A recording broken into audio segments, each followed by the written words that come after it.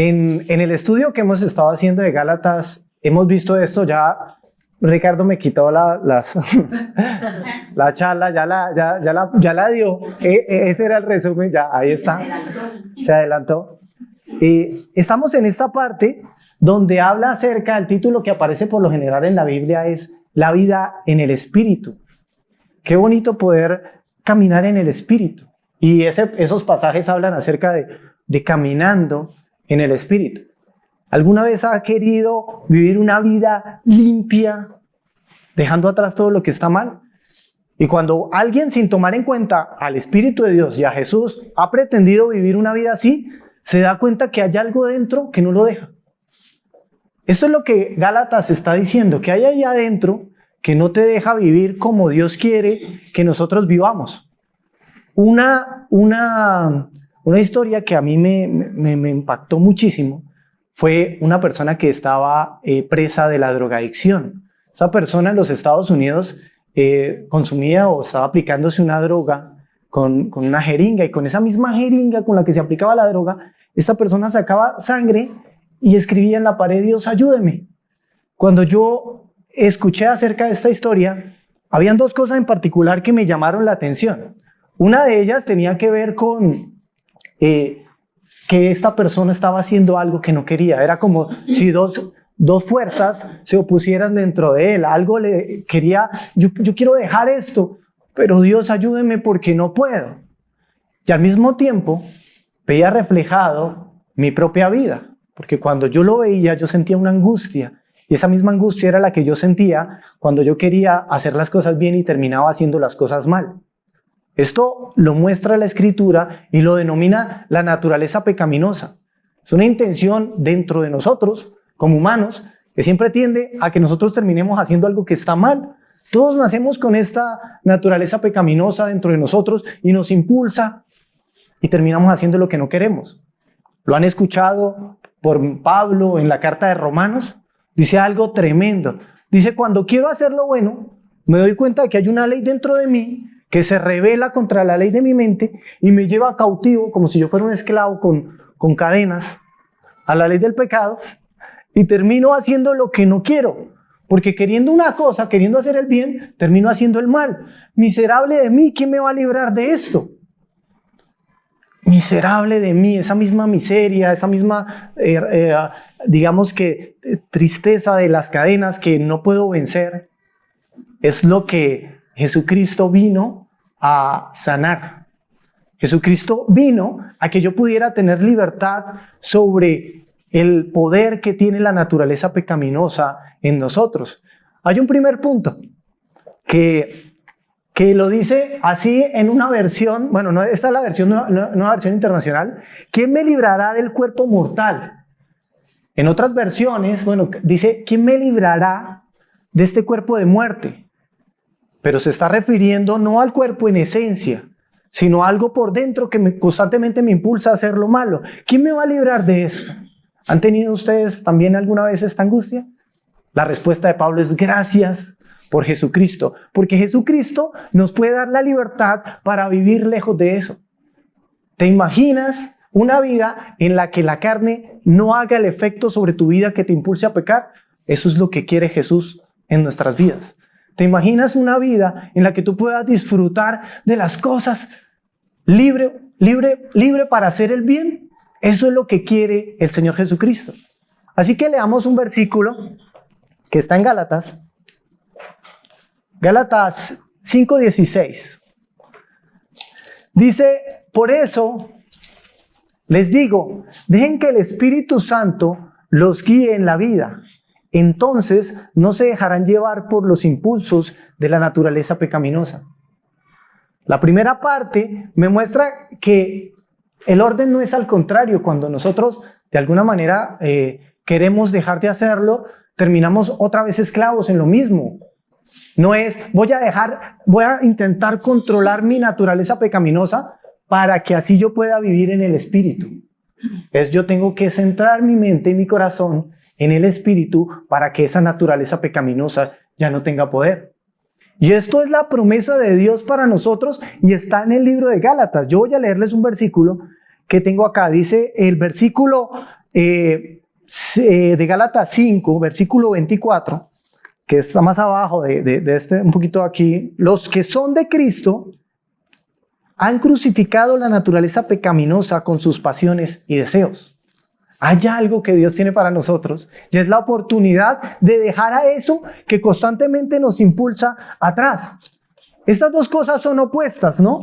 El vivir en el Espíritu, el caminar en el Espíritu y el vivir bajo los deseos que nos impulsan a hacer lo malo. Son opuestas, o sea, yo no puedo hacer la una y al mismo tiempo puedo hacer la otra. Mire lo que dice también este capítulo que hemos estado estudiando. Porque lo que desea esta naturaleza pecaminosa es contrario al Espíritu y el Espíritu desea lo que es contrario a ella. Los dos se oponen entre sí. Dios quiere que yo me dé cuenta que Él puede liberarme de esa naturaleza. ¿Cómo lo hace? ¿Cómo hace Él esa liberación? Mire que cuando alguien está caminando en el Espíritu, ya no puede estar en la carne. Es como dos puertas que mientras una se abre, la otra se cierra. Alguien que se concentra en el caminar en el Espíritu, las obras de la carne quedan atrás, se cierran. Todos han escuchado ese versículo que dice, deleítate, o bueno, no sé si lo han escuchado, asimismo en el Señor, y Él concederá los deseos de tu corazón. Cuando alguien tiene un deleite profundo en Dios, las cosas que por lo general deseábamos y nos apasionaban quedan atrás. Hay un versículo muy bonito en el libro de Salmos que dice, ¿a quién tengo yo en el cielo? Y estando contigo ya no hallo gusto en la tierra. Cuando alguien está enfocado en Dios, las cosas que antes me ataban, que me dañaban, que me entristecían, que dañaron a mi familia, se pueden romper. Entonces hay poder en el Espíritu de Dios para hacerme libre ¿de qué? De la tristeza. Para hacerme libre ¿de qué? Del dolor. Para hacerme libre de eso que me tiene preso, de mi orgullo. Algunos dicen, ¿cómo hago? Es que yo he sido muy orgulloso. Otros dicen, ¿cómo hago? Es que la mentira es algo que tengo constantemente en mí. El Espíritu Santo, si por medio del Espíritu, si dejo que el Espíritu me guíe, entonces las obras de la carne se acaban. Este capítulo nos habla de las obras de la carne, así que voy a leérselas. Las obras de la naturaleza pecaminosa se conocen bien: inmoralidad sexual, impureza, libertinaje, idolatría, brujería, odio, discordia, celos, arrebatos de ira. También hay rivalidades, disensiones, es una lista larga, sectarismos, envidias, borracheras, orgías y otras cosas parecidas. Les advierto ahora, como lo hice antes, que los que practican tales cosas no heredarán el reino de Dios. El Señor está diciendo, tú puedes ser libre de eso. Hay cosas dentro de la lista que uno se acostumbra como si fueran normales. Tal vez como la ira, hay familias que se acostumbran a decir, es normal, todas las familias pelean. Somos santanderianos. Somos santanderianos, nosotros como santanderianos, es que así es mi carácter. Espera un momento. Lo que Dios está diciendo es, yo tengo un superpoder para ti. Un poder con el cual, cuando llegues a la casa, tú vas a tener el poder de no pelear y de no responder como otras personas quieren que tú respondan. Y cuando te golpeen una mejilla, tú vas a poder poner la otra y tú vas a poder responder con paciencia y vas a poder responder con amor. Y eso es, según Pablo, caminando en el Espíritu. En este primer punto, quería que quedara claro que Dios nos da esa oportunidad, o sea que sí se puede, sí es posible, pero solo mediante el Espíritu de Dios. En este segundo punto, quisiera que tuviéramos en cuenta esto. ¿Cómo inicio el camino? Cuando alguien arranca una caminata de 1 kilómetro, por lo seguro, tengo que arrancar con algo, con el primer paso. Toda caminata, por larga que sea, tiene que arrancar por el primer paso. ¿Cuál es ese primer paso? Alguna vez hablamos acerca de ese primer paso en tu vida con Dios. Unas personas de las que están aquí ya en algún momento han aceptado a Cristo. ¿Cómo fue ese primer paso en la vida con Cristo? Vamos a mirar qué dice el versículo que está en Colosenses. Colosenses 2:6. ¿Quién lo lee? ¿Quién quiere leerlo? ¿Ricardo? Dice, versículo 6, por lo tanto, de la manera que recibieron a Cristo Jesús como Señor, ahora deben seguir sus pasos. Caminar en el Espíritu es ir andando. Pero de la misma manera en que se recibió a Cristo como Señor, de esa misma manera se debe seguir caminando. Este contexto lo deja claro Gálatas cuando dice, ustedes empezaron en el Espíritu y van a terminar a través de esfuerzos humanos. Hay una manera en que se empieza. Voy a contarles un poquito de mi testimonio. Cuando yo conocí de Cristo fue a los 18 años, no conociendo mucho de mí, tampoco conociendo mucho de Dios. Pero lo poco que conocía de mí, se lo entregué a lo poco que conocía de Él. Ese es el primer paso en la vida con Cristo. ¿Qué conocía de mí? Que era un pecador y que tenía una necesidad. ¿Qué conocía de Dios? Que era el único que me podía perdonar y dar vida eterna. Que era el único que podía arreglar mi problema. Lo poco que conocía de mí, se lo entregué a lo que conocía de Él. En el camino me di cuenta que Jesús era más de lo que yo esperaba. También en el camino me di cuenta de que yo era más malo de lo que yo creía que era. Pero ese primer paso, hay un primer paso que se llama arrepentimiento. Es cuando me doy cuenta de lo que hay en mí, esa naturaleza pecaminosa. ¿Y cuál es el segundo paso? La fe. Eso lo dice Jesús en todo el Evangelio. Arrepiéntanse y crean. Arrepentimiento. ¿Y el siguiente paso? Y esto es sumamente importante, porque siempre que uno camina, uno se desequilibra un poco para dar el primer paso. Y luego rápidamente tengo que dar el segundo. Pero ¿cómo continúo caminando? Igual, de la misma manera. La vida en el Espíritu se camina así de sencillo.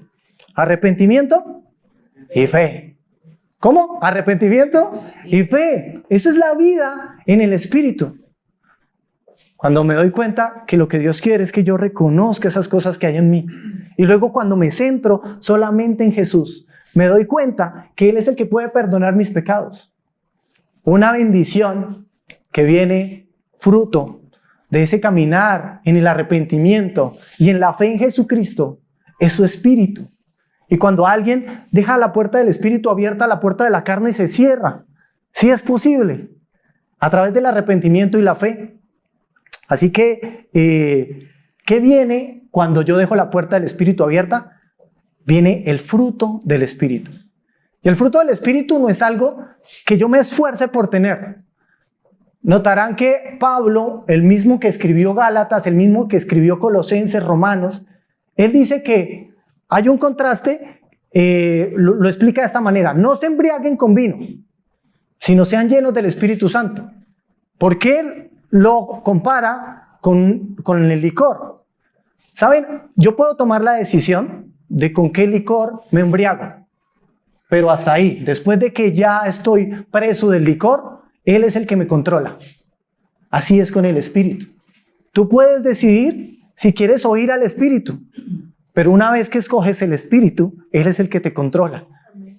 Por eso todas las cosas que tú vives en el Espíritu, todas las cosas que tú haces buenas, son fruto de lo que el Espíritu está haciendo en ti, no de lo que tú te esfuerzas, de lo mucho que tú haces, sino de que tú te concentras en cómo Él te dijo que caminaras. Arrepentimiento y fe. Arrepentimiento para darme cuenta de que está mal en mí, y fe para poner mi esperanza en Jesús, que es el único que me puede ayudar. El fruto del Espíritu es algo que es completo.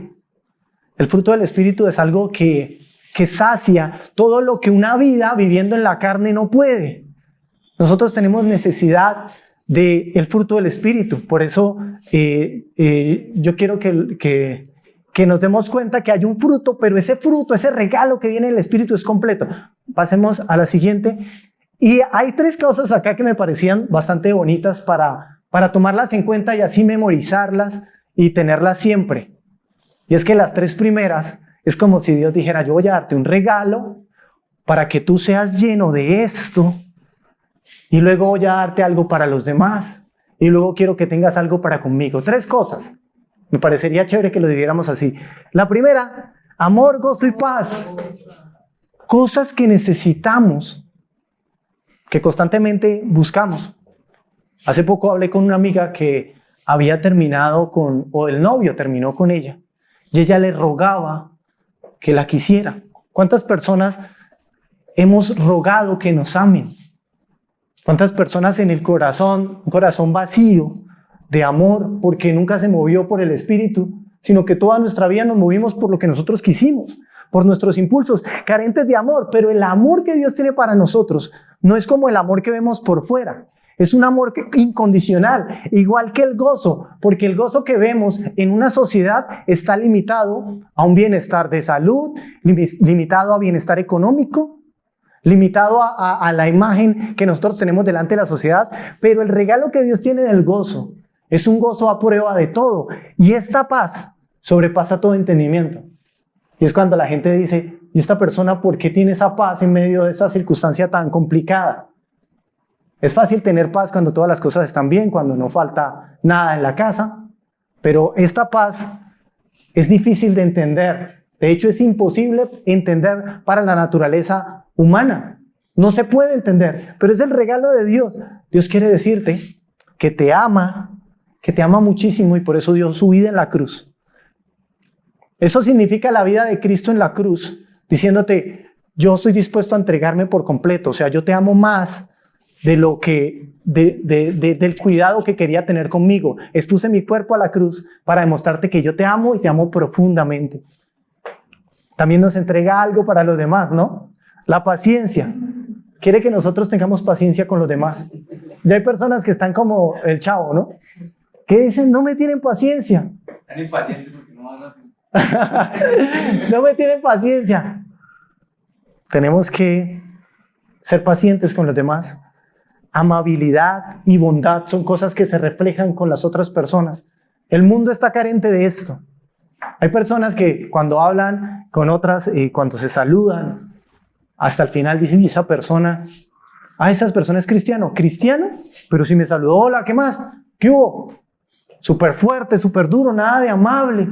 No tenía nada de gozo.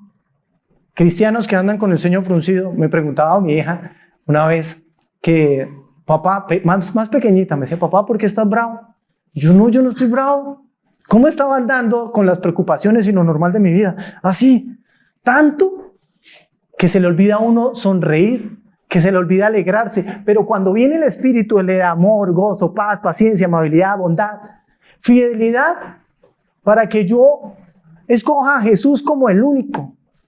Una parte de la Escritura dice almas adúlteras, personas que en su corazón ponen otras cosas por encima de Dios. El dinero, un familiar, ¿qué pones por encima de Dios? Pero el fruto del Espíritu te permite agradar a Dios siéndole fiel. Te permite decirle, Señor, yo entiendo que tú tienes el primer lugar. Diciendo, yo no soy el que controla las cosas. Humildad, y te da la oportunidad de vivir una vida santa. Para terminar, esa oportunidad de vivir una vida santa y entregada a Dios no viene por el esfuerzo que yo tenga en mi santificación. Es cuando yo me acerco a Jesús y creo que Él me ama, que la santificación viene. Yo no me santifico para llegar a Jesús. Yo voy y le entrego mi vida a Jesús y Él me santifica. Ya terminamos teniendo en cuenta cómo es que se camina en el Espíritu. Arrepentimiento y fe. Arrepentimiento y fe. Entonces vamos a hacer una oración en la que vamos a decirnos, Dios, sabemos que está mal en nosotros y creemos en ti. Señor Jesucristo, sabemos que tú estás acá y que tú eres el único que tiene el poder de romper el pecado, el único que tiene el poder de hacer que esa naturaleza pecaminosa sea llevada a la cruz y se quede ahí donde debía estar. Señor, sabemos que tú no nos dejas sin esperanza, sino que nos das tu Espíritu para que nosotros en una relación profunda contigo podamos vivir una vida limpia. Queremos esa vida limpia porque nos damos cuenta que hay cosas dentro de nosotros que necesitan ser cambiadas. De la misma forma, Señor, sabemos que tú eres el único que tiene un amor grande por nosotros y que nos puede perdonar. ¿Dónde más iríamos a buscar perdón? Sino solo en ti, Señor. Así que nos arrepentimos y creemos en ti. Como lo hicimos al principio, lo volvemos a hacer hoy. Como en el primer día en el que te entregamos nuestro corazón, hoy te lo entregamos, nos arrepentimos de nuestros pecados y decidimos vivir una vida limpia y entregada a ti. Todos los días vamos a decidir caminar en lo que tú nos has enseñado, arrepentimiento y fe. Te damos muchísimas gracias por tener tan grande amor. Amén y amén.